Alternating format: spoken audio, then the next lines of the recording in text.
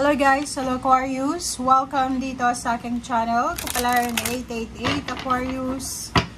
Alamin natin kung anong messages, vibration, gabay energy para ito sa lahat ng Aquarius friends natin na nanonood.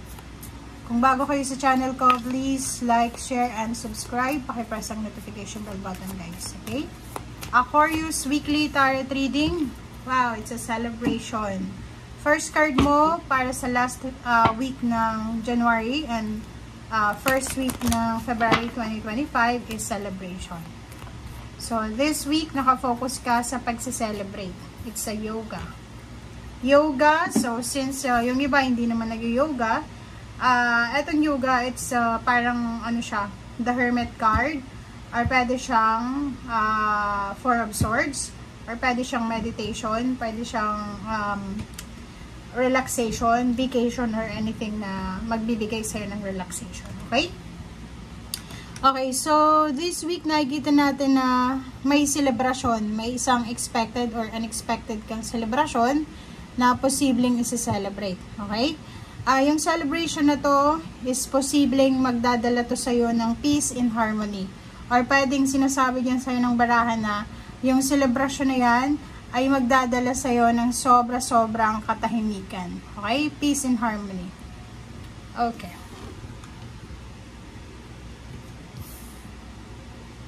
Aquarius. Tingnan natin yung third deck mo, kung ano yung message.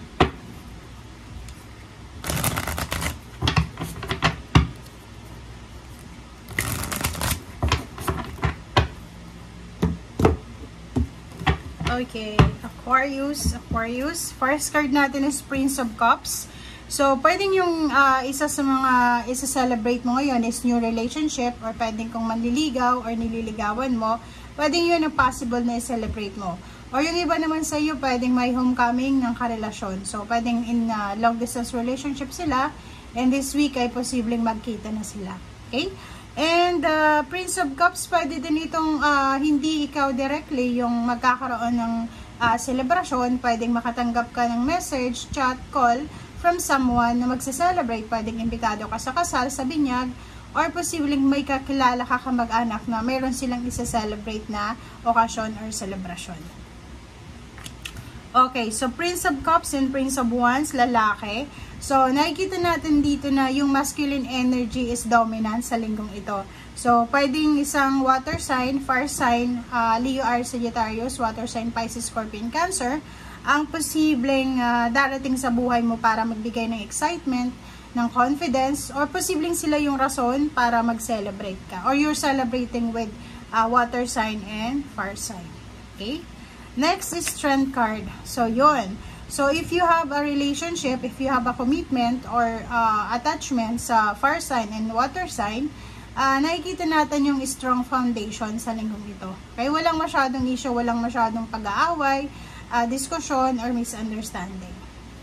Next card is Eight of Cups. Eight of Cups is travel. So, nakikita ko sa'yo dito, pwedeng yun na nga, pwedeng isang fire sign or water sign ang magta-travel, going back to your place or to your country, parang ganon. So, nakikita natin yung relocation, yung travel, yung moving on, parang ganon, or posibleng movement or progress. Three of Wands, and then Princess of Disc. Okay. So, nakikita ko sa'yo dito, merong Aquarius na naghihintay. It's either naghihintay siya 3 months ago na, 3 weeks ago, or 3 days ago ng pera. Pwedeng naghihintay siya ng promotion, payments, payout, salary increase, or siguro trinabaho niya na to, advance to, so parang trinabaho mo na to last month, or pwedeng last, how many weeks, 3 weeks ago, and hindi mo pa natatanggap yung pera. So, nakikita ko na you are waiting, you are patiently waiting para dito. Okay? But nandito yung death card, so ibig sabihin, is here already. So, sinasabi na posibleng sa linggong ito, matanggap mo na kung ano man yan na hinihintay mo. And posibleng yung paghihintay mo ay matapos na sa linggong ito. Ace of Cups, aapaw yung cups mo, gawa ng may isa-celebrate talaga. So, nakikita ko yung positive energy this week para sa lahat ng Aquarius. So, maraming rason para mag-celebrate ka. Maraming rason para maging masaya ka, maging kontento, maging satisfied ka sa kung ano man yan na meron ka. Okay? Ten of Swords, merong closure, merong pagbabago sa relationship, or yung Ten of Swords kasi is all about emotion or yung mga kailangan ng tapusin. For example, yung mga toxic relationship, friendship, trabaho, career, or anything na kailangan matapos. Plus, mayroong death card dito, sinasabi na siguro marami kang mga dinadamdam, mga grudges and resentments, parang ganun. So, sinasabi sa'yo, it's time for you to start over, start again, start fresh, and it's time for you to leap of faith, parang ganun. So, yun, Princess of Cups, if yung magko-closure sa'yo ngayon is about relationship, pagtapos ng relationship na yon or friendship man yan, isang individual ang papasok sa buhay mo, lalo na kung lalaki kang Aquarius. Okay? Okay, diba? So, nakikita mo dito yung Prince of Swords and Princess of Cups. So, emotion, good news, feelings, parang ganon. So, i-expect mo na this week ay punong-puno ng emotions, punong-puno ng sensitivity sa emotion yung linggong ito. Okay? Sa ilalim niya is 6 of Wands. So, yung 6 of Wands na yan is all about success, recognition, awards, na posibleng i-celebrate mo. You're waiting for success, you're waiting for accomplishment, you're waiting for anything na pwedeng magdala sa'yo ng celebration. And yung linggong ito ay nagsasabi sa'yo na posible ang lahat. Okay? May mga hinihintay kayo na parang dekada na yung hinihintay nyo pero hindi pa rin dumarating.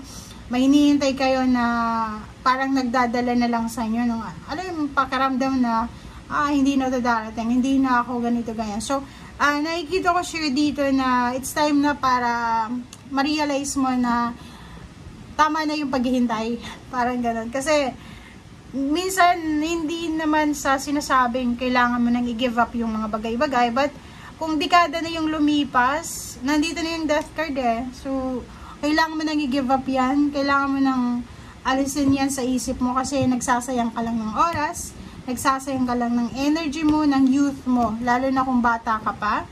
Nako, kung ako sa'yo, go with the flow. And kung ano yung mangyayari ngayon, yun yun. Yung mga ninanais mo, kung hindi yan mangyari, pag-pray mo habang tinatrabaho mo yung mga kasalukuyan mong ginagawa sa ngayon. Okay? Okay, so instead of 9 of Swords, instead na mag-isip ka ng mag-isip, instead na hindi ka makatulog sa gabi, o yung parang pinipressure mo yung sarili mo kasi yung kaklase mo ng college, yung kapitbahay mo sa probinsya, yung relatives mo asensado na, may pamilya, may business, nakapag-travel around the world, tapos ikaw hindi pa. Huwag mo i-pressure yung sarili mo. Okay? Give up that thought. Okay? Hindi yan para sa'yo. Okay? Kung darating yan, good. Kung hindi yan darating, okay lang yun. Okay? Thank you guys for watching. Bye!